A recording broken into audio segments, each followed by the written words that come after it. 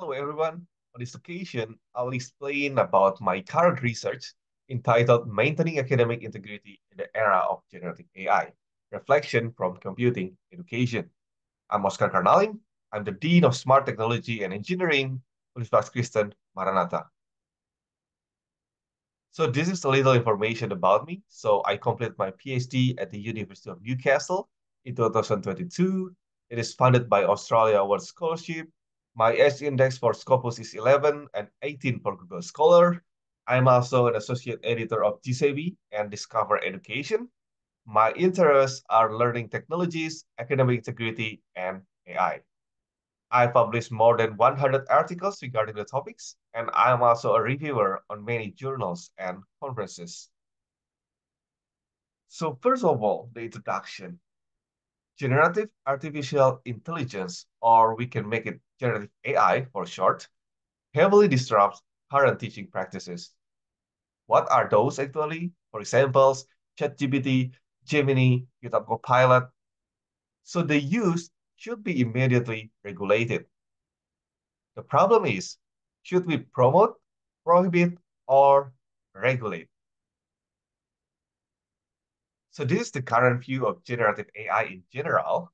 So we did manual observation toward nearly 4,000 social media, news, and scholarly publications. Generative AI is perceived as positive disruption.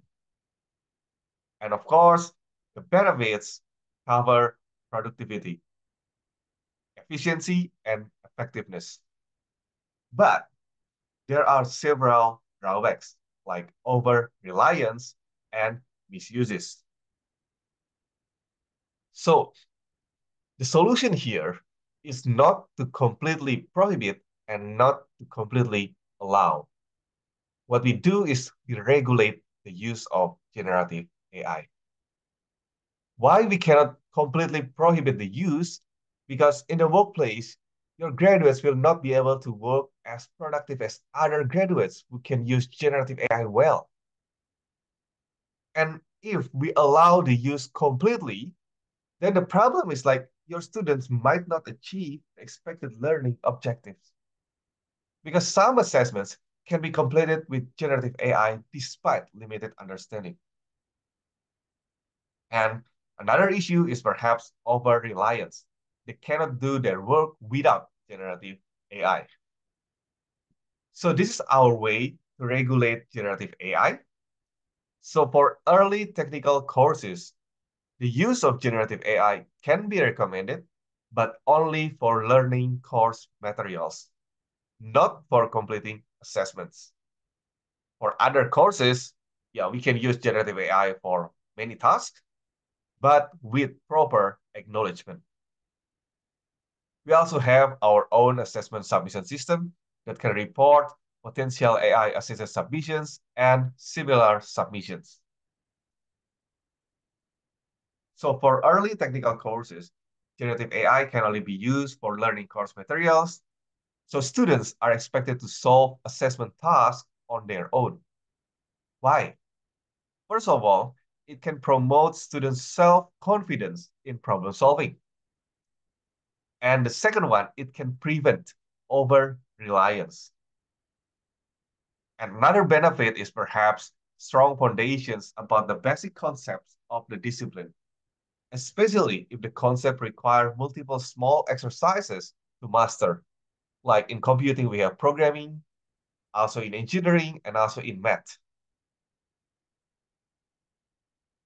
For each assessment, before the due date, eString will immediately report overly unique submissions and highly similar submissions with any possible justifications, including AI usage or plagiarism, so that it can be useful for student reflection.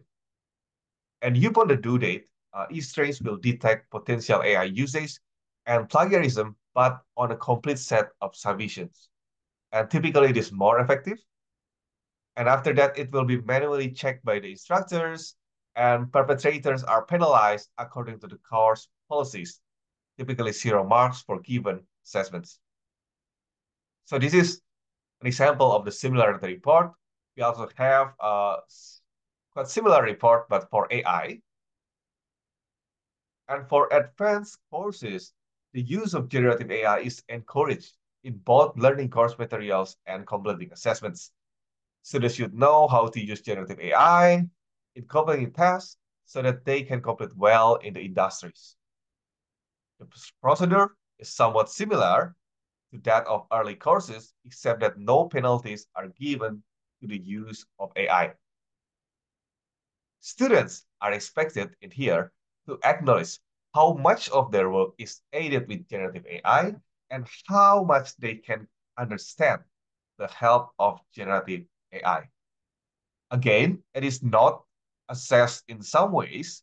It is just for self-assessments for students regarding their self-competence, possibly improving their learning skills.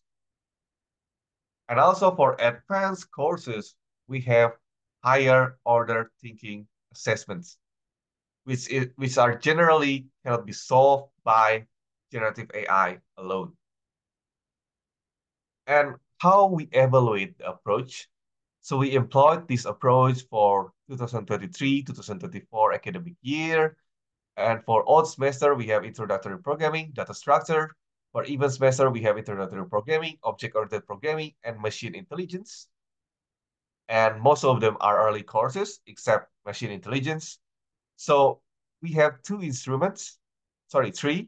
survey about academic integrity, course survey, and also informal discussion. I'll explain in general each of those. So for survey about academic integrity, 11 scenarios where each should be responded with either academically acceptable, not academically acceptable, and do not know. We also have 9 additional scenarios derived from the first set by replacing human with AI assistants. Also, some questions about the reliability of generative AI. So our findings show that students believe AI assistant was generally similar to human assistant in plagiarism.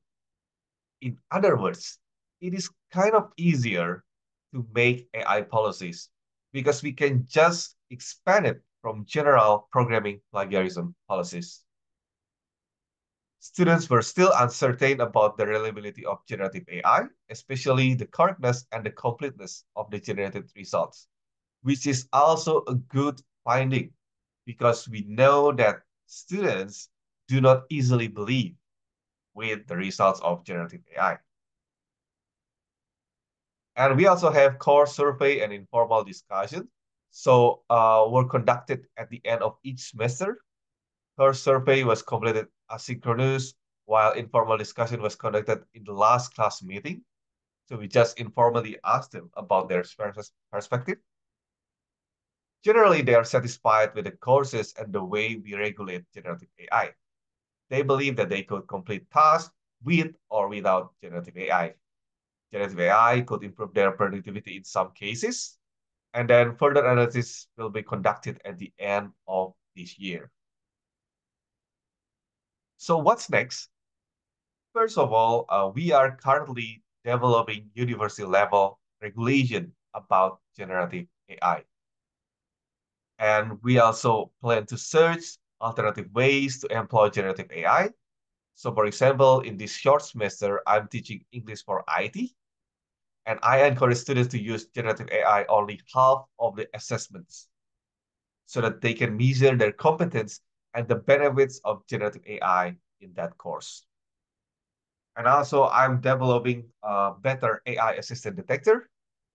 Basically, the prototype have been published in Springer and several book chapters, but it needs higher accuracy. So I think that's all. Thank you. And if you have any questions, you can contact me via email.